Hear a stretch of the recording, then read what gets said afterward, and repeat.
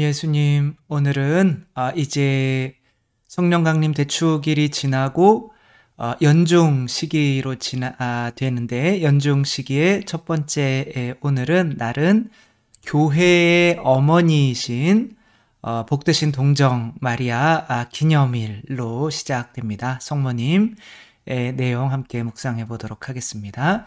성부와 성자와 성령의 이름으로 아멘.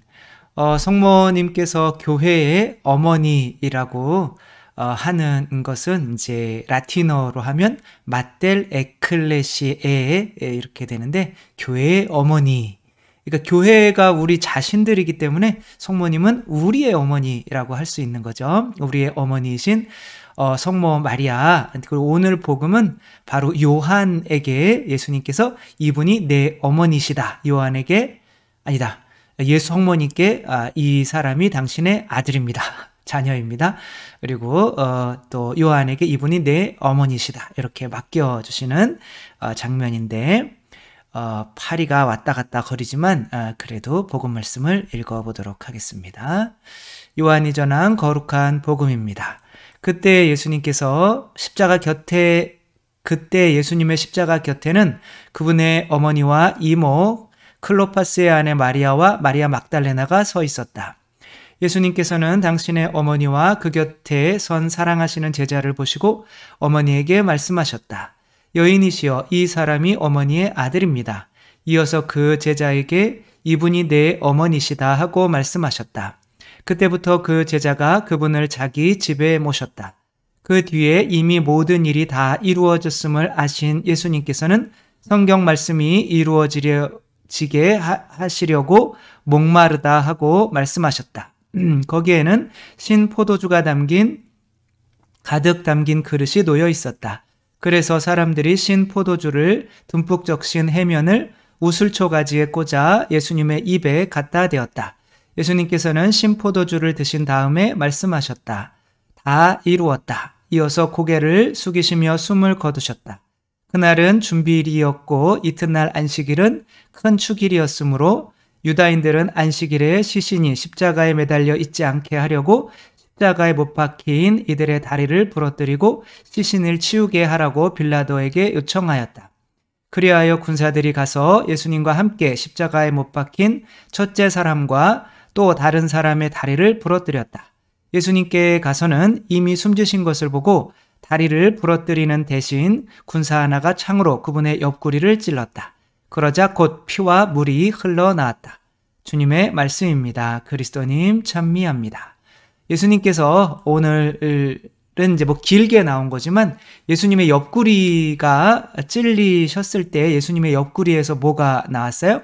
피와 물이 나왔죠. 여기에서는 천사가 성작이죠. 그렇죠? 그걸 들고 예수님이 옆구리에서 나오는 피를 받는 그림으로 되어 있는데, 많은 이콘들에서는 이 천사 대신 성모님이 이렇게 잔을 들고 예수님의 그 피를 받아내는 그런 성화들, 이콘들이 되게 많아요. 그러니까 예수님께서는 당신의 피를 성모님에게 주시고 성모님께서는 그것을 요한 교회에게 주시는 거죠. 이거의 상징이 가장 잘 나타나 있는 게 카나의 혼인잔치인 거죠. 예수님께서 혼인잔치 하려면 포도주가 필요한데, 그러니까 혼인잔치라는 거는 행복이죠. 그렇죠? 그리고 그 행복은 하느님과의 관계에서 오는 건데, 하느님과의 관계가 잘 되려면 그리스도로부터 오는 성령이 필요한 건데, 그 성령을 받을 수 있는 믿음이 우리 지상에 있는 사람들에게는 없는 거죠. 죄가 있으니까. 그러나 죄가 없으신 순결하신 성모님께서는 온전히 그리스도의 이 피를 받아서 우리에게 전해 주실 수가 있는 거죠. 그것은 성모님께서 온 우주보다도 더 큰 하느님을 당신 태중에 모실 수 있었던 믿음 때문에 그런 거죠. 그래서 엘리사벳이 성모님을 보고 행복하십니다.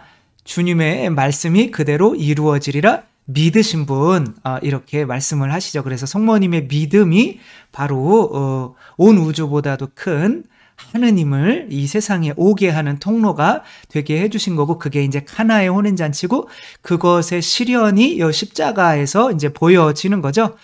교회라고 상징되는 이 요한이 바로 예수님으로부터 당신의 은총을 받는 것이 아니라 어머니이신 성모님께서 그 중간에서 받아서 전해 주어야 하는 거죠. 그러면 예수님이 교회의 아버지이신가요? 당연하죠. 그렇죠? 교회의 아버지이신 거죠. 예수님께서 제자들을 부르실 때 부활하셔서 여기서 부르실 때 뭐라고 부르시냐면은 얘들아 이렇게 불러요. 이렇게 아빠가 자녀를 부를 때 얘들아 이렇게 부르는 것처럼 예수님께서도 이제 제자들을 얘들아 이렇게 부르시고, 이 제자들은 배에 7명이 타고 있었어요. 이 7명이라는 거는 뭐 칠성사를 의미할 수도 있고, 그 칠성사가 맡겨진 교회를 의미할 수도 있고, 그 교회가 잡은 153마리의 파리가 153마리의 물고기는 하느님의 자녀들이기 때문에 바로 교회가 잡는 이제 우리들인 거죠. 그렇죠? 영혼들인 거죠. 아무튼 여기에서도 그렇고, 또 마지막 만찬상에서 얘들아 뭐 이렇게 자녀들을 부르듯이 다 당신보다 더 나이가 많은데도 자녀들을 부르듯이 이제 예수님 십자가 못 박히시기 이제 점점 가까워지면서는 이 교회를 당신의 자녀로 여기시는 거고, 또 요한복음에서는 그 자녀들의 어머니를 성모 마리아로 여기시기 때문에 카나의 혼인잔치에서도 어머니 이렇게 안 그러고 여인이여라고 이렇게 부르는 거거든요. 그냥 모르는 아줌마 여인이 아니라 이제 그 여인이여라고 하는 것은 뭐 우리나라 말로는 부인, 뭐 사모님, 아니야, 남편이 아내를 부를 때 사모님 그렇게 부르나요? 아무튼 그렇게 좀 높여 부르는 말인 거죠. 그렇게 예수님께서 교회의 아버지이신 거죠. 그러면 아버지만 있으면 되지 어머니는 뭐하러 필요하냐? 예수님만 있으면 되지. 근데 창조를, 이 자녀를 키우게 만들기 위해서 하느님께서 아버지도 만드시고 엄마도 만드시고 그 두 분에게 우리를 맡기신 것은 그 두 분 각자의 역할이 크다는 거죠. 그렇죠? 그래서 예수님께서 에덴 동산에서 아담을 통해서 동물들에게 이름을 지어주라는 일을 시키시기는 했지만 그것의 협조자로 하와를 두셨죠. 그리고 동물들에게 이름을 지어주라는 거는 새로 태어나게 만들라는 거죠. 세례를 주라는 거죠. 그 세례를 주는 것에 있어서 하와는 한 명의 협조자인 거죠. 그러며 아담이 하와에게 뭐라고 하느냐면 모든 여기서 살아있다라고 하는 거는 그냥 육체적으로 비오스, 육체적으로 살아있다는 게 아니라 쪼에 그거는 이제 살아있는 건데 생명이긴 한 건데 영적으로 살아있는 거예요. 아담을 만들었어요. 근데 살아있어요. 근데 코에다가 성령을 불어넣으니까 살아있는 자가 되었다. 아담이 그렇게 얘기를 하거든요. 그러니까 아담이라는 하나의 생명체가 있지만 거기에 성령이 들어가면 영원한 생명이 들어가기 때문에 살아있는 생명체가 되는 거죠. 그래서 살아있는 것들이라고 하면 여기서 교회를 의미하는 거고, 교회의 어머니로서 하와를 의미하는 거예요. 그래서 교리에서는 예수님을 두 번째 아담이라고 하고 성모님을 두 번째 하와라고 이렇게 가르치고 있어요. 성모님은 예수님의 어머니인데 다 설명하자면 복잡하니까 그냥 예수님의 그리스도의 신부다 이렇게 생각하고 거기서 태어난 게 바로 우리들이다 이렇게 보시면 되겠고, 더 뭐 그것에 관해서 보고 싶으시다면 가톨릭교회 교리서나 지금 구원의 원리 제가 한 것을 조금 더 이렇게 보시면 좋을 것 같아요. 스티븐 스필버그 감독의 AI라고 하는 영화가 있어요. 이 꼬마 아이는 AI예요. artificial intelligence인가요? 뭐죠? 인공지능으로 만든 건데, 요 박사님이, 얘를 만든 박사님이, 얘는 기계예요. 박사님이 자기의 죽은 아들의 모습을 따서 얘를 만든 거예요. 그래서 얘는 어떻게 태어났는지는 모르지만 지금 어느 다른 어떤 집에 입양되어 있는 거거든요. 근데 그 사람이 굉장히 아들을 만들고 싶어가지고 이 아들에게 그때는 AI는 뭐 여러 가지 인간을 위한 봉사를 하지만 감정이 없어요. 근데 감정을 느낄 수 있는 아이를 만들고 싶어서 그 아이가 감정도 좀 배워야 되는 거잖아요. 관계 내에서. 그래서 이 집은 어떤 집이냐면 여기도 지금 한 아이가 이렇게 있죠. 여기 무서운 그림이 하나 있죠. 그쵸? 여기는 얘는 지금 데이비드인데 데이비드인데 이 데이비드가 지금 이게 비친 모습이고 이게 가족이에요. 가족 아빠 있고 엄마 있고 엄마가 모니카, 얘가 마틴이라고 하는 아들인데 이 마틴이라고 하는 아들은 병이 걸려서 이 미래인 거죠. 그렇죠? 병이 걸려서 지금 냉동 보관돼 있는 거예요. 그 기술이 아이를 치료하는 기술이 이제 나오면 아이가 치료가 되는 건데 그래서 아이를 거의 잃은 거나 마찬가지라 이 아이에게 엄마 아빠에게 위로가 되게 하기 위해서 이 아이를 이제 이 집에 입양을 시킨 거죠. AI를 데이빗을 이제 입양을 시킨 건데 이 데이빗이 엄마한테 잘 보이려고 이제 굉장히 노력을 많이 해요. 하다가 어떠한 일이 일어나냐면 이 아이가 이제 치료가 돼서 와요, 집으로. 그러니까 이 엄마하고 또 이 기계 로봇하고 좀 친해지기는 했지만 가만히 보니까 얘는 집에로 돌아왔더니 어떤 놈이 와 있는 거예요. 기계라고 하는 놈이. 그런데 자기가 아들인 척 막 엄마 막 하고 하는 게 마음에 안 드는 거죠. 그래서 이제 얘가 좀 별로 싫어하는데 엄마가 책을 읽어주는데 이 영화는 뭐를 기반으로 만든 거냐면 피노키오, 사람이 되어가는 과정, 나무로 만들었잖아요, 할아버지가. 그런데 이 세상에서 할아버지의 뜻을 따르지 않고 이 세상 것의 뜻을 따르면서 인간이 안 되었다가 이제 할아버지의 뜻을 따르게 됐을 때 이제 온전한 인간이 된다라는 게 피노키오의 이야기잖아요. 이것도 마찬가지인 거예요. 그러면서 이 엄마가 모니카가 이렇게 이야기를 해줘요. 너는 이제 그렇게 얘기는 하는 거 아니라 피노키오를 해주니까 이 꼬마 아이가 그러면은 나도 그러면 푸른 요정을 만나면은 사람이 돼서 엄마의 자식이 될 수 있나요? 이렇게 물어보죠.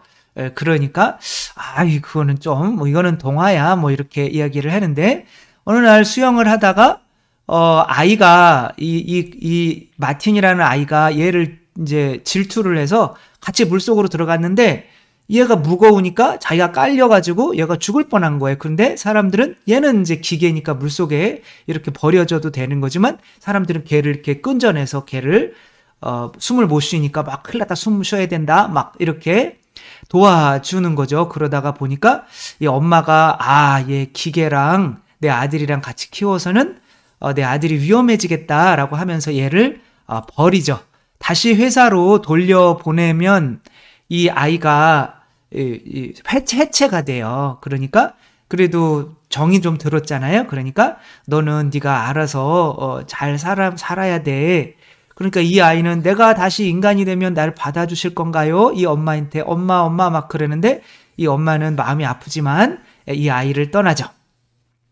이 아이는 기계라는 것으로서 기계이기 때문에 사실 뭐 아빠에게서 나온 아이가 아니잖아요. 그죠? 그러니까 뭐 아빠의 사랑을 사실 받아서 자녀에게 주는 게 엄마의 역할인데 얘 아빠는 과학자잖아요. 그 과학자의 아이를 계속 내 아이의 생명이 위태로워지면서 보존할 수가 없는 거죠. 그런데 이 아이가 그런 가정에서도 제대로 살 수가 없기 때문에 사회에서 나가서는 살 수 있을까요? 없죠. 그렇죠? 이 사회는 기계들이 많은 사회이기 때문에 이제 버려진 주인이 없는 이런 로봇들을 가지고 막 장난치고 나중에는 얘네들을 분해해서 막 죽이고 하는 이런 것이 성행하던 때였던 거죠. 이런 데서 살아갈 수가 없는 거죠. 가정에서 아버지의 역할은 뭔가요? 아버지는 밖에서 이 아이를 위해서 돈을 벌으면서 이 아이가 자주 만나지는 못하지만 이 아이가 장차 커서 나도 그럼 아빠처럼 될 수 있구나. 나도 그럼 이 세상에 나가서 저 세상에서도 아빠처럼 잘 살아나갈 수 있는 존재구나. 그런 자존감을 주는 게 아빠잖아요. 그쵸?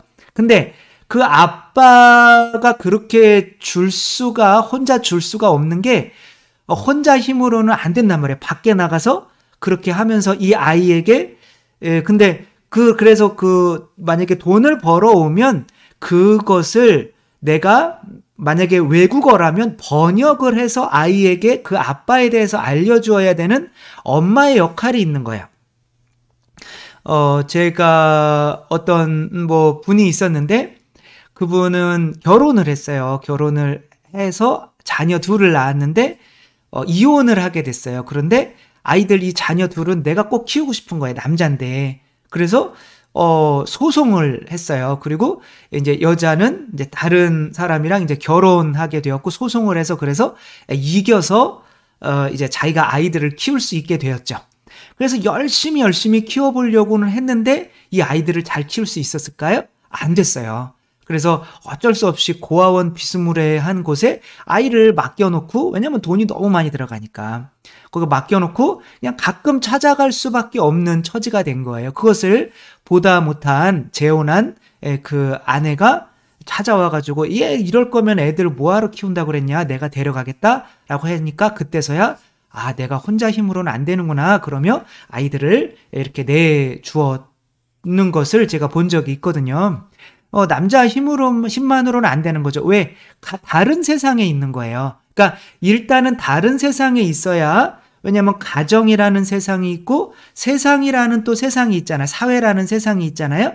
근데 사회라는 세상에서 이미 아버지가 살고 있어야 자녀가 내가 또 저 세상으로 나아갈 수 있구나라는 믿음이 생겨서 나아갈 수가 있는 건데, 가정 안에만 아빠가 막 술 먹고 밖에 일 안 나가고 가정 안에서만 막 외롭게 있다면 이 아이들은 내가 이 아빠가 그러니까 나도 그렇구나라고 그리고 믿는 대로 되는 거잖아요. 그러니까 사회생활을 제대로 할 수가 없단 말이에요. 어렸을 때 아버지로부터 사랑을 못 받은 안젤리나 졸리 한번 봐보세요. 그렇죠? 졸리잖아요. 항상. 안젤리나 졸리. 그러니까 맨날 자살할 생각만 하고 밖에 나가도 왕따 계속 당하고, 그래서 안 되잖아요. 사회생활이 안 되는 거잖아요. 그러니까 그 사회라고 하는 곳에 어쩔 수 없이 나갔는데 여기서 생활이 안 된다면 여기서 회피하는 방식으로 자살이나 자해나 약물 중독이나 게임이나 이런 중독 다른 것들에 빠져서 이 자기가 원하지 않는 이 세상에서 벗어나려고 하는 거거든요. 그러니까 그렇게 아빠는 항상 다른 세상에 있는 사람이기 때문에 이 아이들에게 그 아빠의 사랑을 번역해 줄 수 있는 엄마가 반드시 있어야만 하는 거죠. 근데 이제 엄마가 아이를 받아들여 주지 않으면 얘는 가정에서조차도 제대로 생활할 수가 없는, 그래서 사회에서도 안 되고 가정에서도 안 되는 이런 아이가 굉장히 불쌍하죠. 그렇죠?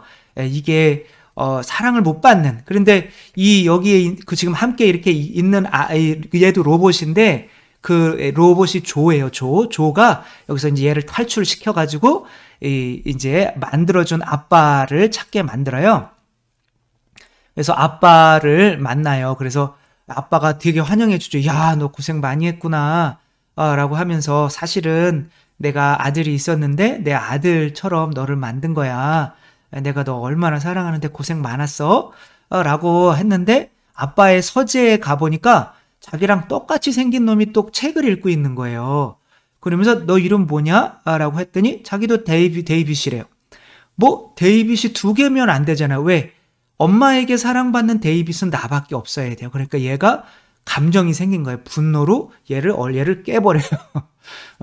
그리고 이제 다른 방에 가보니까 자기와 같은 데이빗이 수도 없이 만들어지고 있는 거예요. 그러니까 자녀들이 엄마가 없으면 이 아빠라고 하는 인간은, 이렇게 얘기하면 좀 그렇지만, 어디서든 씨를 뿌려서 자기와 같은 사람을 태어날 수 있게 만들 수 있는 존재잖아요. 남자가 원래 씨를 많이 뿌릴 수 있는 존재잖아요. 그렇게 돼 있잖아요. 그렇죠? 그래서 막 정자가 막 수억 마리씩 나오는 거잖아요. 그러니까 그 남자는 번식을 막 닭 같은 경우 뭐 사람이랑 비교하면 안 되겠지만 수천 마리 있어도 수탉이 한 세네 마리면 충분하다고 하더라고요. 그러니까 그렇게 그러니까 내가 정말 특별한 존재라는 거를 먼저 믿고, 그럼 내가 이렇게 특별한 존재인데 뭐 할 수 있을까라고 볼 수 있는 게 아빠거든요. 그러니까 내가 일단 특별한 존재로 만들어줄 수 있는 거는 아빠가 아니라 바로 나를 낳아준 엄마란 말이에요. 그래서 엄마가 없으면, 아빠만 생각하고 있으면은 이 수많은 사람들 중에 하나가 되는 거지, 나는 정말 특별한 존재이기 때문에 그 아빠처럼 똑같이 살 수가 있어 라고 하는 그런 믿음까지 엄마가 없으면 도달하는 게 거의 어려워진단 말이에요. 이게 약간 성모 마리아 비스무리하게 가는 게, 그래서 이 아이가 또 탈출을 해서 이제 누구를 찾냐면 이제 엄마인 거죠. 자기를 진짜로 만들어줄 수 있는, 사람으로 만들어줄 수 있는 요정, 이게 바닷속에 들어가서 이 요정을 찾는 거죠. 이 얼굴이 약간 성모 마리아 비슷하게 나와요.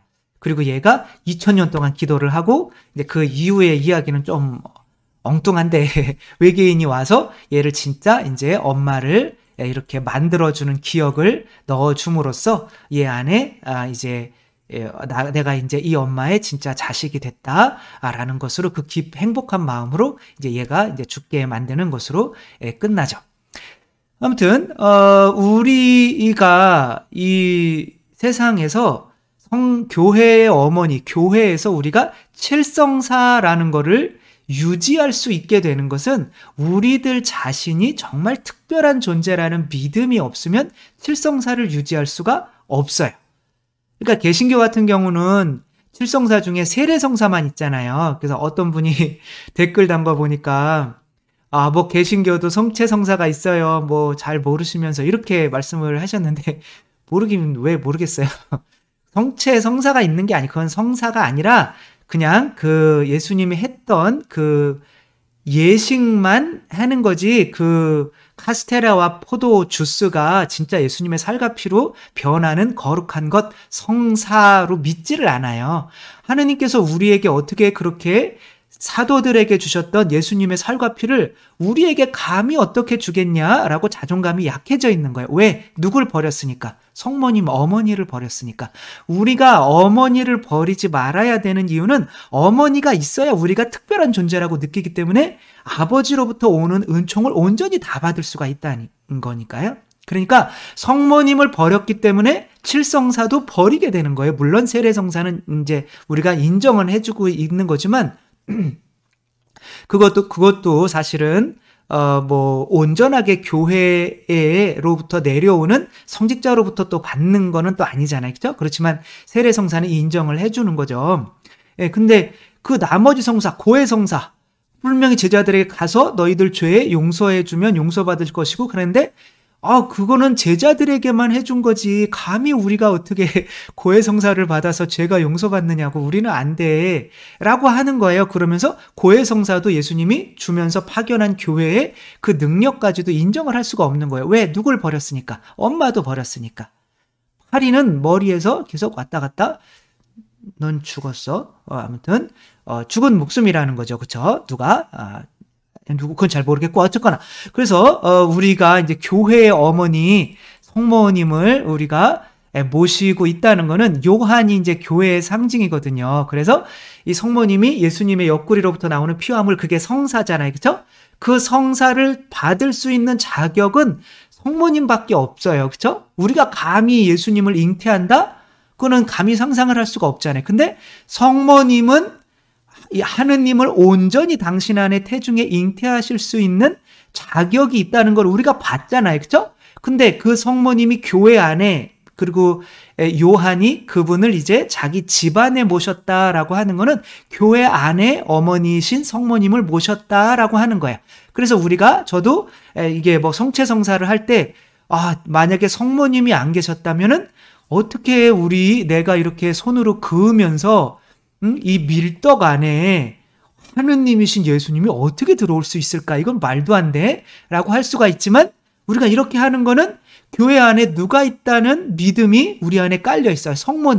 성모님에게 성령으로 예수님이 잉태되셨으면 성모님이 계신 교회 안에서 당연히 교회 우리의 어머니이신데 당연히 이런 일도 일어나지라고 하는 자존감, 우리가 특별하기 때문에 하느님께서는 우리 특별한 자녀에게 아버지께서 예수님께서 당신의 모든 것을 성모님을 통해서 주실 수 있다는 것을 믿기 때문에 이 칠성사를 우리가 버리지 않을 수가 있는 거예요. 그거를 아무리 좋은 은총이라도 그것을 받을 수 있는 내가 자격이 없다고 생각하면 그 은총을 버리게 되는 거죠. 따라서 개신교에서 칠성사, 특별히 성체성사, 고해성사와 같은 것들을 버릴 수밖에 없는 상황에 도달하는 것은 바로 성모님을 우리 교회의 어머니라고 하는 것으로 인정하지 않기 때문에 사실 그런 일이 일어나는 거다. 우리가 성모님을 버리면 성사, 그분으로부터 오는 은총까지도 버리게 된다는 것. 카나의 혼인잔치에서 성모님이 없었으면 예수님께서 하기 싫었던, 아직 때가 안 됐는데 왜 자꾸 그거 해달라고 그래요? 막 하면서 막 거부했잖아요. 그죠? 근데 성모님이 그가 시키는 대로 해 라고 하니까 우리가 그냥 하니까 되는 거잖아요. 그죠? 이렇듯이 우리 교회 안에 어머니로서 성모님이 있는 것을 또 감사히 여기면서 진짜 어머니로서 힘들고 어려울 때에 하느님 아버지도 계시지만 성모 어머니도 계시다는 거 생각하면서 항상 어머니 아버지 이렇게 잘 찾아가면서 또 그분들로부터 오는 모든 은총을 하나도 빠짐없이 다 받을 수 있는 우리 모두가 되었으면 좋겠습니다. 주님께서 여러분과 함께 전능하신 천주 성부와 성자와 성령께서는 여기 모인 모든 이에게 축복을 내리시어 길이 머물게 하소서. 주님과 함께 가서 복음을 전합시다. 하느님 감사합니다. 성부와 성자와 성령의 이름으로 아멘. 감사합니다. 사랑합니다.